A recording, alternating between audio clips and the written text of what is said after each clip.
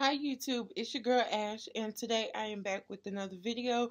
In this video I will be discussing 6 popular YA authors that I am ashamed I haven't read yet. I do have a list written down just for me to reference if I forget a name, and I'm going to tell you either what I'm anticipating if they have something new coming out or what I really want to read that they have out currently. So let's get right into the video so it isn't super long. First up is Stephanie Perkins. If you are addicted to booktube like I am and popular booktubers, then you know that everybody is obsessed with the Anna and the French Kiss companion series. And I picked up Anna and the French Kiss. Really wasn't a fan. I think I like cut it off at less than like 50 pages, which is not a good page number to make an assumption in a book.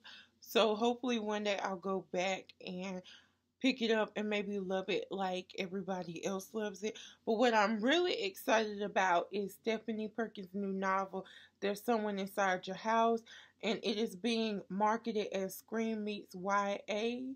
And it says one by one, the students of Osborne High are dying in a series of gruesome murders, each with increasing and grotesque flair. As the terror grows closer and the hunt intensifies for the killer, the dark secrets among them must finally be confronted.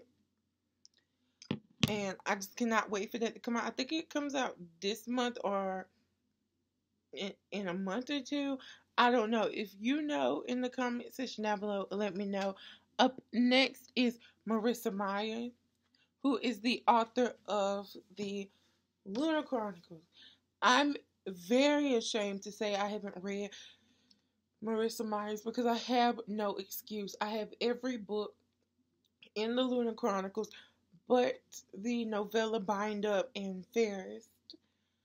And what messed me up is that I started Cinder, got halfway through Cinder, and was Cinder, yeah, and was introduced to Cassandra Clare. And once I read City of Bones, the Mortal Instruments took over my life. So when I was done with them and tried to come back to Cinder, I had already read halfway through and didn't want to reread, but wasn't sure I remembered everything and couldn't pick up where I left off. So I have to get the time out to go back over Cinder, and then I can start the other 3. But I did love what I read of Cinder. Next is Kiera Cass. Kiera Cass is the author of the Selection trilogy series. It was originally 3 books, and then I think she came out with 2 spin-offs of a certain pair's child in the story, and everybody has read Selection. I feel like everybody and their mother and their cat and their dog has read the Selection series, and I know nothing of it. And everybody says it's addicting and that you can read every book in one day. So maybe I might pick a day when I can find them all at the library, because the way that people talk about them, I don't really feel like it's an asset to own them. So I'll just get them off from the library and maybe marathon, and then you'll get a series review when I finish. So keep watch for that. Up next is Rainbow Rowell. With Rainbow Rowell, there is a caveat. I did read Eleanor and Park, but only to chapter 24, and then I couldn't take it. I was finding myself, wanting to choke her mom, wanting to beat her stepdad to a bloody pulp. It's not a light read, and it's mostly heartbreaking. I would say you're probably gonna spend over 50% of the book like with your heart broken for Eleanor. And it was cute and fluffy when it started to get, because when I stopped reading was right when we started to get to like the fluffy part of Eleanor and Park's relationship. But I just couldn't make myself finish it. And the books that I want to read from Rainbow Rowell are Attachment, Landline. Those are her two adult novels. And then Fangirl. Because when anybody on BookTube talks about Rainbow Rowell, they talk about Fangirl.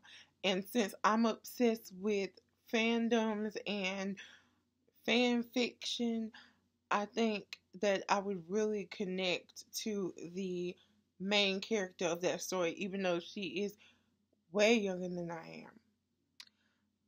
And next is Nicola Yoon. Forgive me if I mispronounce that. I always struggle with pronouncing her name. But she is the author of Everything, Everything, and The Sun is Also a Star. And I'm dying to get my hands on both of these books. But with the movie coming out for Everything, Everything in 2 weeks, which I do plan to see, it's been constantly checked out at the library.